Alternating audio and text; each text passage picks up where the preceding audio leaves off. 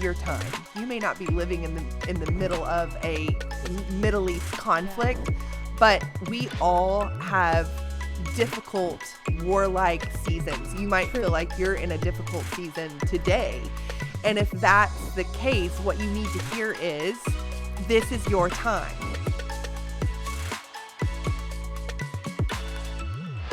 Welcome to today's episode of You've Gotta Hear This. It's a lifestyle podcast with conversations crafted to help you take big risks, defy limitations, endure through the struggles, and build a life you love. I'm one of your hosts, Tyler Tullis. And I'm Crystal Tullis. And we are the Tullises. That's us. Today we are here to kick off season 2 of You've Gotta Hear This with our dear friends, Sergey and Natasha Mazuga. Hello, everyone. I think we've always said that wrong, but that's okay. Well, and I'm going to continue to say it wrong. It's fine. Because I don't know how to say it right. It's hard to pronunciate. Mazuga. And the Mazugas. Boy. Got it. The Mazugas are here from Tel Aviv, Israel. And so we are so glad and grateful that you guys are here today to kick off what is now season 2 of You've Got to Hear This. We're starting season 2 strong with you guys here. Starting strong. That's right. And thank you for tuning in. If you did watch season 1. Or listened to season 1. Sometimes I think my mom is the only one that might have listened or watched. So thanks, Mom, if you're listening and watching now. But if you were someone other than my mom that listened and watched, thank you for tuning in, sharing and subscribing, all the things you're supposed to do. And we are so excited to have kind of laid the foundation in season 1 of what this podcast can be. And now to kick it off with season 2 with you guys. Awesome. We could not think of a better way. And really, just that's the heart behind this podcast. We're not trying to be famous. This all lives on our church website anyways, and it's all meant to just put more content out there to help one person at a time, and maybe help one person at a time feel like God is for them and that he can help them and that life can be better with him than without him. So who cares that we don't have 1 million subscribers? That's not what life's about. It's about one at a time. Yeah. How long have we known you guys now? I think it's about When you were pregnant with Bennett. over 10 years. So over 10 years. Yeah. Wow. So for everybody that's watching or listening, what the backstory is you guys just kind of showed up in our life one day. Neither of us sought one another. Well, I guess that's not true. We did. You want me to tell that story? Tell that story All right, to our so listeners. We have a friend, that's a pastor in North Carolina. We were talking to him, or he was here or something, and we said we were trying to find a way to connect StoryHeights to Israel. Do you know of any churches in Israel? And he said, well, there's the ones like, kind of the most Everybody knows. out. And Yeah. they're doing great work. They're doing great churches, great ministries there. And I was like, I don't really want to just do what everybody else is do. That's not my flow. I don't want to just jump in with the crowd. And so he said, well, I met this guy from Ukraine who knows these other Ukrainians that left Ukraine and went to Israel and planted a Christian church in Israel. And I was like, well, what are their names? And he's like, well, I don't know their names. It's like, where in Israel? I don't know where in Israel. How do I find them? He goes, I have no idea how to find them. And so I just Googled Christian church plant Israel. And Turns out there's not a lot of those. it No. was limited search results, Yeah. as it were. And you guys popped up, and we reached out. And Yeah. Skype. It was Does Yeah. Skype still exist? I don't miss. So funny. But we Skyped, and that was like you said, 10 years ago. Really, that's crazy. And I think what attracted us to you guys was we were a really small church plant in Boston back then. The church was only 2 or 3 years old. And so we specifically were looking for a small church plant like us that were just getting off the ground, that we could help financially support and just our tiny little offerings, and also specifically put Israel at the top of what we were giving to, just trying to be a part of, reaching God's chosen people. So it was so cool to find you. But over those 10 years, a wonderful friendship. It was more than what we ever expected. It's just a friendship. We've gone on vacation together now. I got to go to Israel. You've been how many times? 2 or 3? Twice. The second time was over rough. That's about things we won't talk about on podcast. But and it had nothing to do with you guys either. It's just a little kind of personal. Let's just do it different. But been there twice, and you guys have been here a bunch too. And you've got great relationships in the States. Yeah. But it's always so special to us that you include us when you come. Love you guys. We love to spend time with you, and thank you for finding us on internet. Yeah. Thank you for Divine connection. They're the kind of friends that you can call 2 days before they get here and be like, hey, we're shooting podcast episodes. You get to be on it. So be prepared. And then they're just like, okay, what are we talking about? I don't know, but you're going to be on. That's actually a great transition, Crystal, because I will tell us what we're talking about Come on. in today's episode. Season 2, Episode 1. Episode 1. We're going to kick it off with a bang because you've got to hear this, right? Like we want to talk about things that matter to you, where you're living, how you're living, so that you can build and the life that you love. And in the world in which we live right now, it's no secret. There's a lot of tension. There's a lot of chaos. There's a lot of Darkness. side A and side B. There's darkness. There's evil. I mean, we could go on and on and on. And you guys are living literally right in the middle of what is a global tension, right? The Israel and the Palestine, the Israel and the Palestine. And y'all are living through that. And so we are so honored to, one, be your friends, but then 2, to have you here today to just not only tell us what it's like, real life, because we see headlines. And what we read on headlines, you guys live in real time. Yeah. And if we're honest, most Americans Well, let's be scroll. Most Americans scroll past the headlines. You know, because it's just another day, it's another war, it's another conflict between Israel and Iran and Palestine, and there's just more tension. So most people, especially for this conflict, is it been considered a war yet? It is A war. It's war. It's a war with 6 different front lines. So it's not just 6. It's not just Israel and Gaza. But for Americans, it just feels like it's just, it's still going on. It's been going on forever. And so I feel like Americans get a little bit tired. Maybe the Americans, I know, we get a little numb, a little apathetic. But you've been living in the heart of it. Yeah. And I remember when it first started 2 Octobers ago, you were at our house, I believe, weren't you? Or We just arrived. We came back from the United States, so we were still jet lagged. We arrived on Thursday evening. Oh, that's right, because they were worried if they weren't going to be able to get home. Is that right? It's something. Something. So Thursday we arrived. Friday We had a services. Yeah, a celebration, and Saturday 7. we're gonna rest. I am. And then we're gonna have Shabbat, and then 6:30 in the morning, something like that. We get shot. Most of rockets. But was that when Hamas invaded and took the hostages? That was That was 7th of October, the Black Shabbat. Wow. And you were at our house.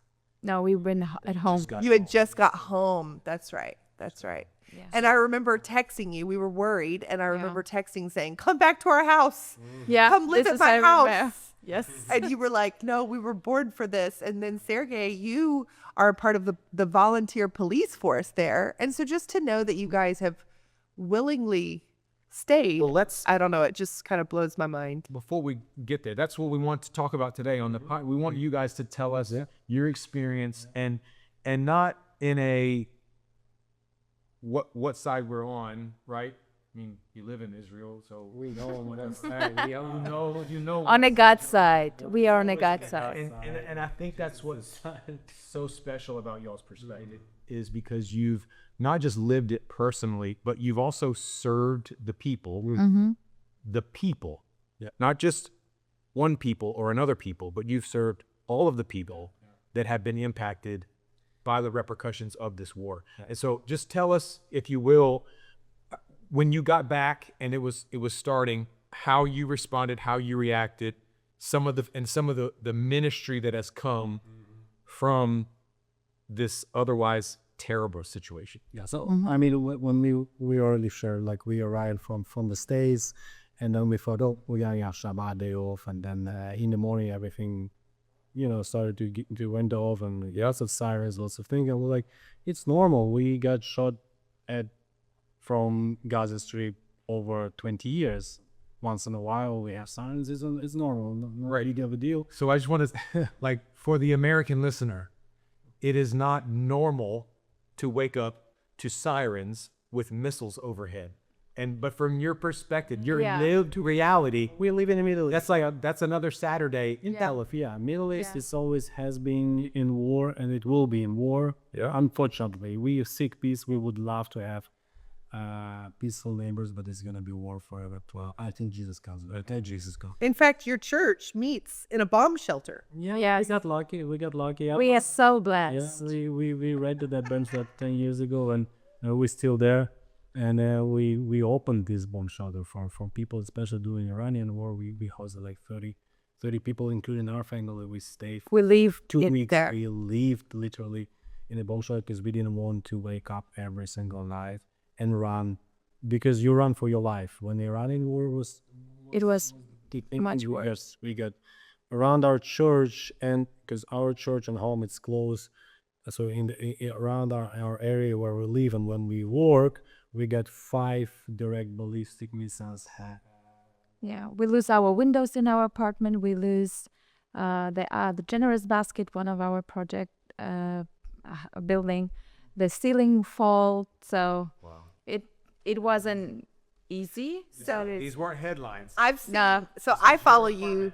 yeah. So I follow you on social media, so I've seen it. But just if you first of all, you should go follow Natasha and Sergey on Instagram. We need to put their handles on the. Yeah, we can do that. But you should go follow them because and go back through their feed, because they're really good at showing us what it's like to live in their shoes and in their house. And there's a lot of 3 a.m., 4 a.m. wake up calls that they just, will have like, the camera on, and it's everybody's waking up groggy, sleepy, the bomb sirens are going off, and you're all going down like it's another night. And you have teenage boys, and your teenage boys were just like, there's like an urgency to get to shelter, but I've never seen fear in any of your eyes. And I've put myself in their shoes, like imagining if that was like our kids, we would be freaking out. You understand? This is what people say, but I'm telling you, we human beings, we adjust to realities, and this is what we have been through. And this is, as I said, that Black Shabbat, 7th of October was like, okay, normal. Then they're gonna start, and they were shooting rockets on us at 6:30, 7 in the morning, and then I was like, okay, I got about on my jet lag. I will go for a run, a couple hours. I woke up. I was glad that I could wake up 6 in the morning because of the sirens, and I was putting my running shoes on, and go for a run in the park, and then few more came, and I'm like, oh, it's not normal. Then we switch on TV and we sing, like hundreds are dead and all of that, and I was scheduled to do police volunteering In the evening. in the evening. I was scheduled. I didn't choose it.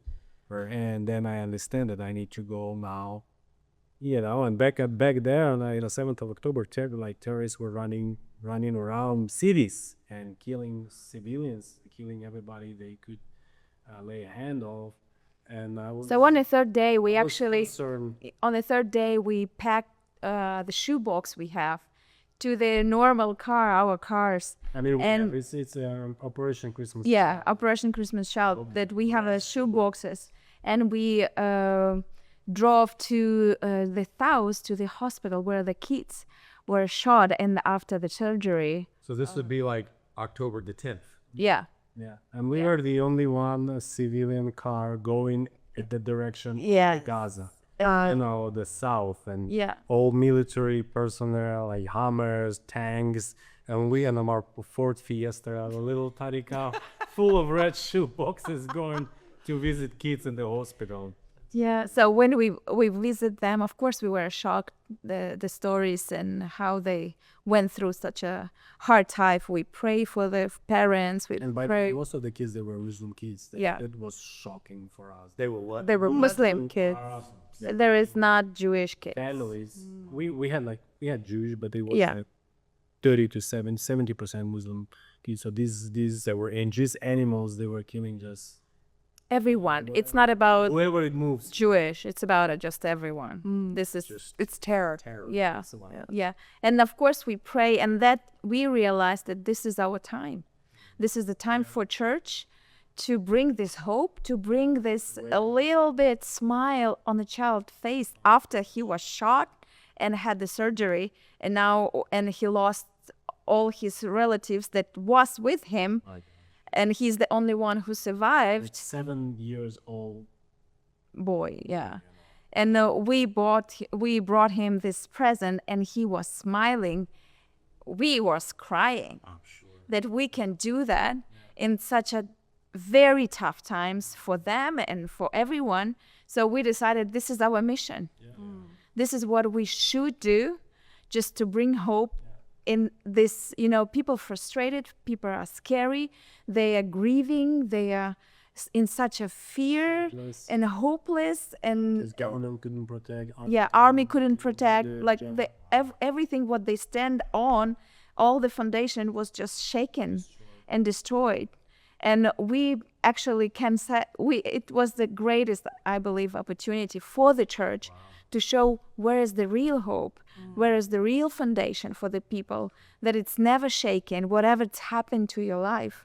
And we pray for people. We brought them presents. We brought them very basic stuff, essential things like underwear, toothbrush, like always, This is what actually people need the most. I mean, where they are evacuated. Yeah. From houses or stuff like that. Yeah.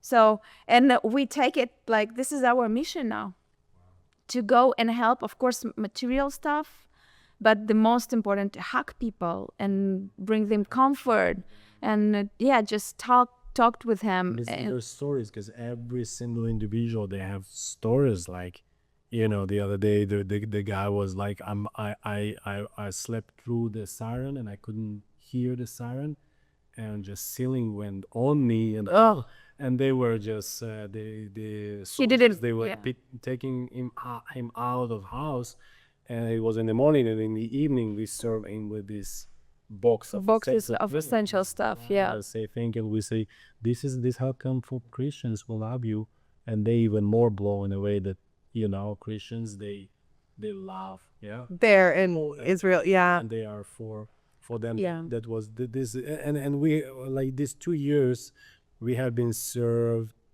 like personally, over 4,000 people we touched. Wow. With our own hands, and I mean with our volunteer teams. Yeah. And that came from just that third or fourth day. Yeah. We were just like, we gotta go. Yeah. Because You can't go back to America, to Tyler and Crystal's house. You're here for this time. At us, Yeah. Protect. Interestingly enough, that our church exploded in growth, not from the people we have helped, because we just Some of them, some of them, yes, they came to faith, but we just helped them. We loved them.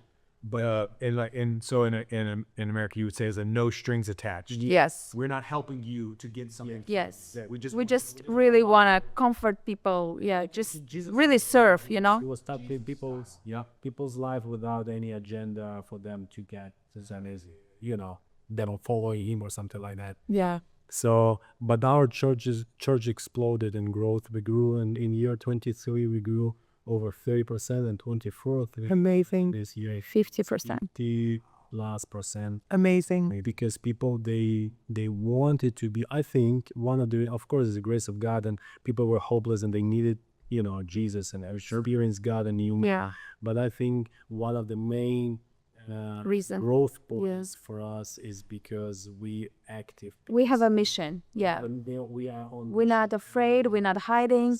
We impact people, and we give them the job, what to do, the meaning in this crisis, not just to be afraid, but the meaning and the purpose why you are here. Yeah, 'cause why you, because we can ask, why God, why? Why it's happened to me? And sitting in Why- a shelter and just crying, think you're gonna be Yeah. with your family. But what we showed that we we know why, because this is our time. We go on Gaza border and help people. Like, Yeah. how you go to Gaza border? They're gonna shot at you, you know. And interesting enough, every Every time we time. packed our van with essential With Gaza and to the from the different borders, like well, northern border, wherever we would go, Syria and Gaza, yeah. the Never was the siren. this It the, always was the silent. rockets were just not there for the 3, 5, 6, 7, 8 hours. It was like a ceasefire. Wow. Kind of, we never had Like personal Protection. we Yeah. never had to run from our minivan to the bomb shelter because on the border you have 10 seconds, so you don't have time. You go like bulletproof vest because you don't have time to run. You have sometimes you have boom and then you have siren because it's so close. Right? It's it's an order, and we never had boom and then siren. Great. Sounds completely foreign Right. to people on this side of this conversation. And and that's the stuff blows my mind. And when it's boom and no siren, is our artillery show. It's we shot. Yes, right. Actually, home but I think this is why we grew. This is why we our church is exploding with health and growth and because we active and we're not afraid because our dream, our slogan for church so we want to be more than Jesus, live Fearlessly. and have was living was. So hold on. I think we need to pause there. Yeah. We need to pause there because the title of this podcast is You've Got to Hear This. So for any one person listening to this, I think what you've got to hear right now is that if you're a Christian, I'm going to talk to you for a second. This is your time. Yes. And For sure. I don't mean specifically today, this is your time, because if you are living in America or anywhere in the West, we're not experiencing war.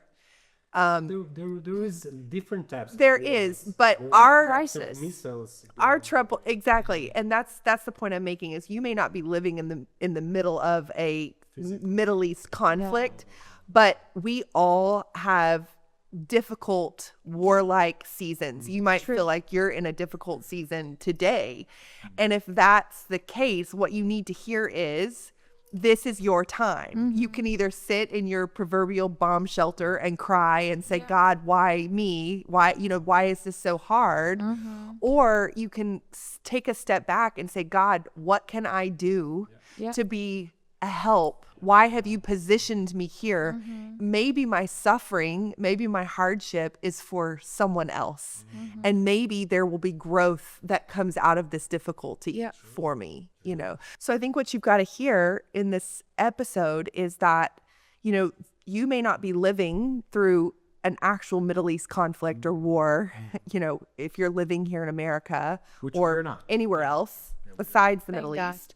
But we all go through our difficult warlike conflict seasons. I know we've just kind of come out of one, and you have an option in those moments to either sit in your proverbial bomb shelter and cry and be afraid, or why God, why is this happening? Or you can think and you can have that mind of a warrior, like you guys have shown, that no, this is our time. Maybe God, you've positioned us here and we don't need to run away, but God, how can you use me through this suffering for someone else? What do I need? What growth? Just like your church has experienced growth, what growth can come from my life for someone else? And people would follow. People want to follow brave people who is standing up in such a time as this, because we experience dark history now all over the place. West, East, doesn't matter. Every after 2019 and the pandemic and everything, like the world go bananas. So I think the further we go, the more darkest time we have. But for us, this is a time to stand up as a Christians and shine and be more like Jesus and live fearlessly and have this positive on our mind and this on our environment. And this morning I was just reading my devotional Bible verses. I would just want to read to you 2 Corinthians 1, 3, 4, 5. All praise to God, the Father of our Lord Jesus Christ.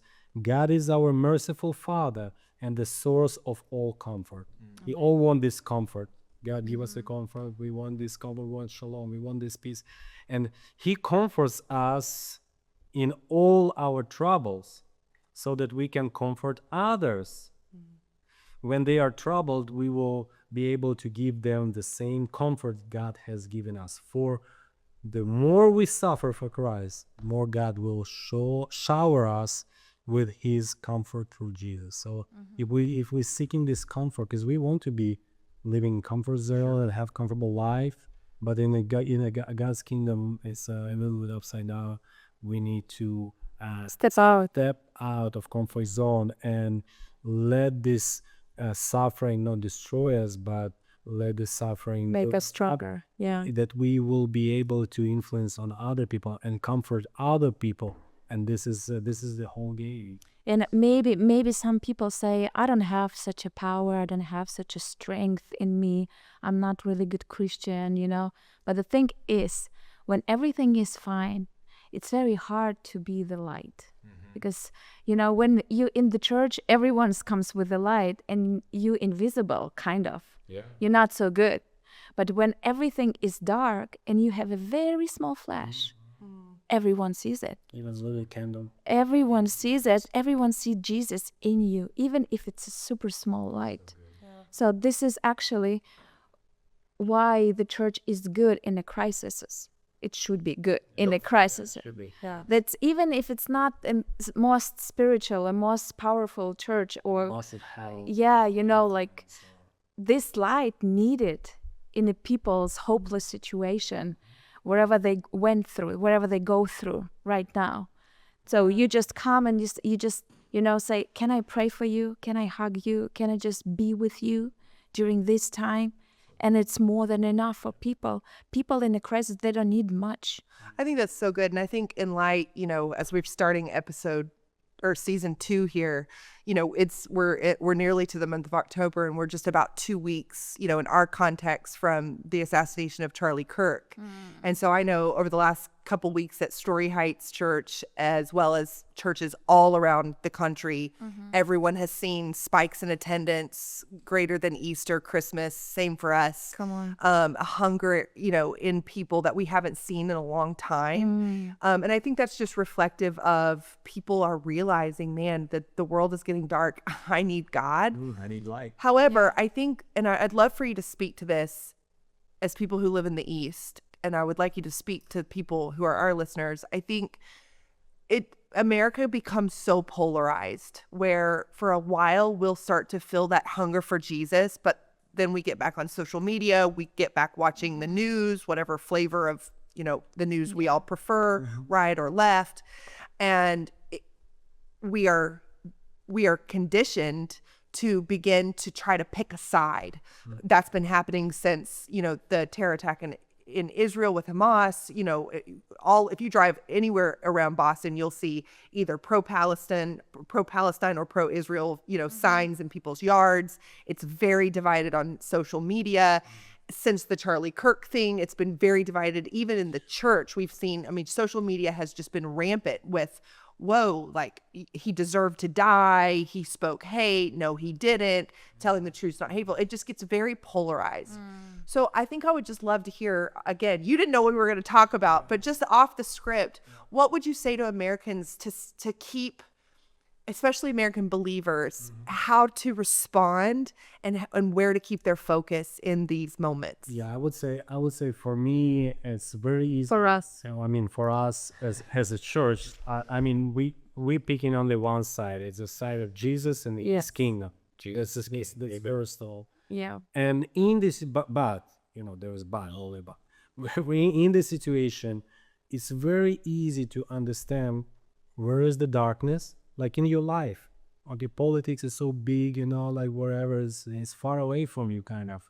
But in your moment, when you go to school, when you work, when you know, it's kind of easy to understand, distinguish where is the darkness, and where am I? Am I a light? And where is my enemy?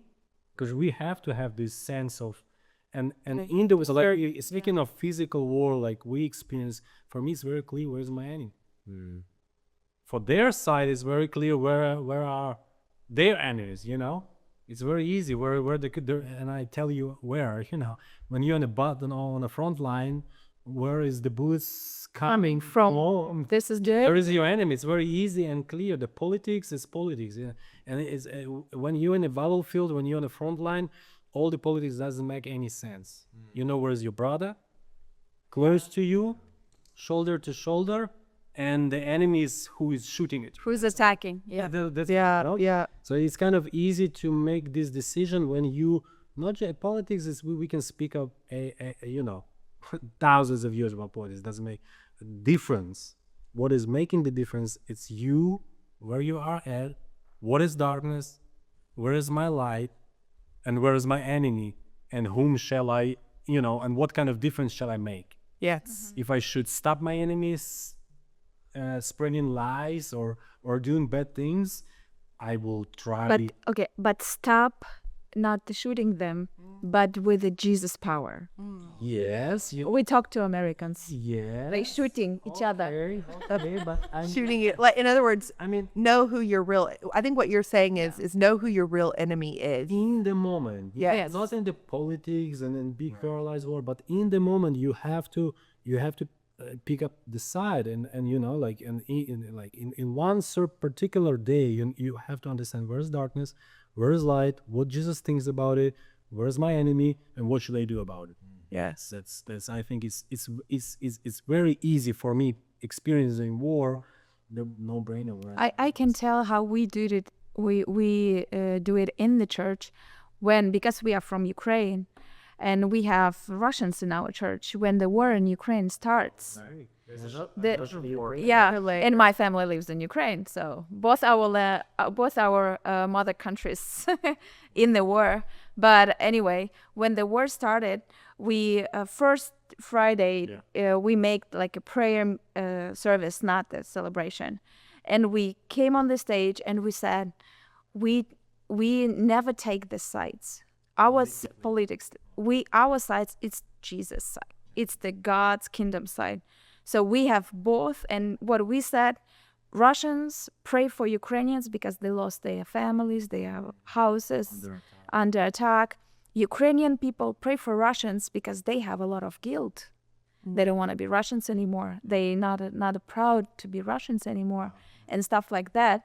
So we united our church just to, take care for each other, know each other needs and struggles, and cover each other with this love. This is what we did, and we never had a conflicts in our church since then. And even if conflicts on the topic of Russian, like we didn't have So when the 7th of October came, we did the same. We said our mission, it's not to choose and pick. Our mission's in go and help. This is what God calls us to do. Make a difference, show Jesus, actually. Not even show yourself as a church, as a good people, but show Jesus. Yes. Yeah, I would add, go help and protect, because this is what I do. I do volunteering police. Yes. Our son is in the army now.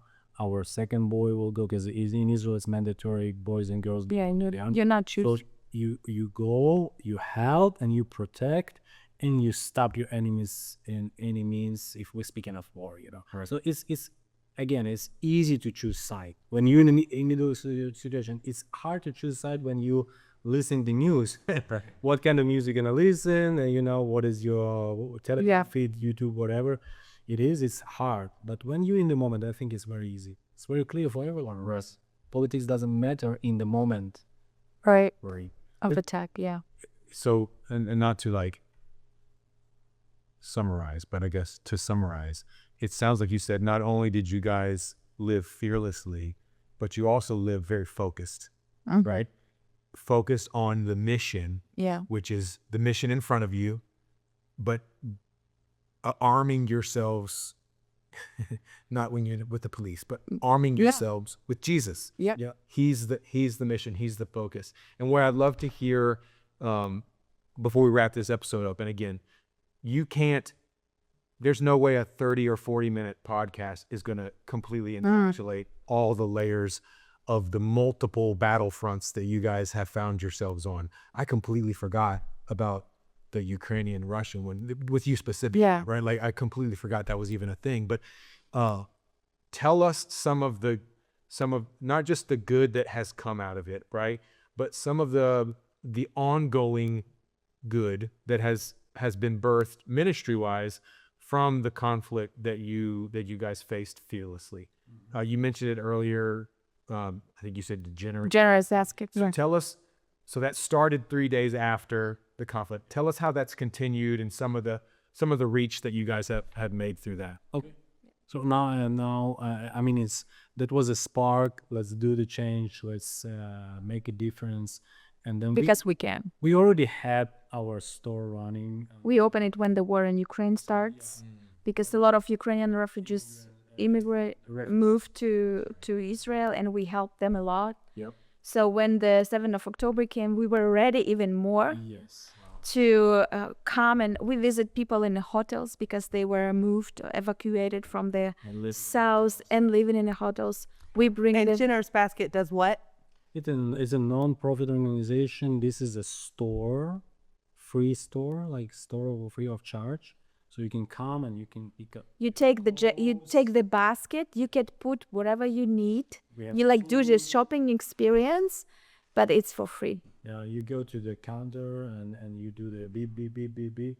Great. Give you a check to sign, but you don't pay. You just sign. You actually there is the that's amount great. of money that everything is cost, but you pay zero. You see that it was Yeah. a blessing. Yes, That's yeah. wonderful. And we have about 600 families on a regular basis. We have these 600 regular. Yeah. Okay. families. It's no. And then value in a month is about $100 per family. So this is the reach God entrusted into our hands. Started with few shoe boxes we brought to the kids, and now it's in thousands of dollars. Amazing. We give. Faithful was little, be trusted with much, right? And if anybody wanted to donate to that, is that possible for Americans to be a part of that? Yeah, of course. Can you tell us a little bit? We have a non-profit now in America. It's called Empower Israel. You can go ahead and Google it. There's a means how you can. Yeah, it actually goes for both and Generous Basket and the church. So if you wherever you wanna support, you can support. You want to empower Israel with social and church. You can. And knowing that it's coming from Christians making a direct impact. So we'll make sure and put that on this episode's landing page at StoryHeights.com so that, Nona, Tyler's mom, can be a part of that. And so I thank y'all. This was so great. And I know we've talked about it before, but just to bring it all back to mind, it's so powerful. And I hope it's been that way for you if you've listened. I want to tell one story on you before we go. Okay. on. It's a good one. This is not an embarrassing story. But 2 summers ago, I guess it was, when we were in Florida. How many summers ago was that? 1 year ago. Yeah, 1 year ago. Not this past Not summer, this but summer. the summer. Last one. Sergey and I were having like full blown Shabbat. It was like a week long of Doing nothing. Yeah. that's rest. I learned things, right? Shabbat. So we're like rest, and we're having a Shabbat cigar on the front porch at the beach. Yeah. And just complete rest mode. It was awesome. And he was asking me questions about business stuff and ideas, and we were just kind of chit-chatting and talking. He was telling me some about, I think it was the initial stages of Empower Israel, just the thought behind it. And I said something to the effect of like Sergey, man, you guys are just like, you just keep going and going and going. And you responded with, and you didn't have the English word for it, which that's not making, please. They speak like 19 languages. I am so impressed with these people beyond measure. But you said you were describing in other English words the English word quit. Yeah. You were saying, you were trying to say, and you couldn't get it. And that's because you were thinking it in Ukrainian, translating it through Russian and Hebrew, and then trying to say it in English. I get it, okay? And I said, oh, you mean the word quit? I did not describe it even today. But you said on that front porch, you said, that word does not fit in my mouth. It is.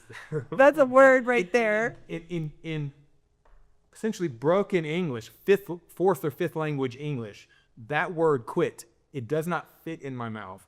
It marked me when you said that. I still have the note in my phone. And that, I think, is the testament of your life and your family It's and true. your ministry. It's true. It's more than grace under fire. like literal fire, right? It's more than grace under fire. It's that the word quit does not fit in your mouth.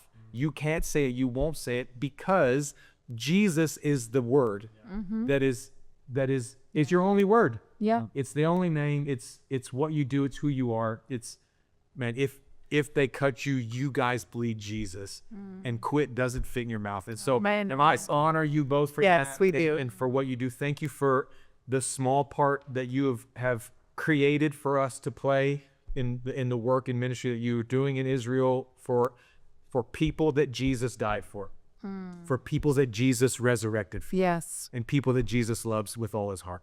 And so thank you for that.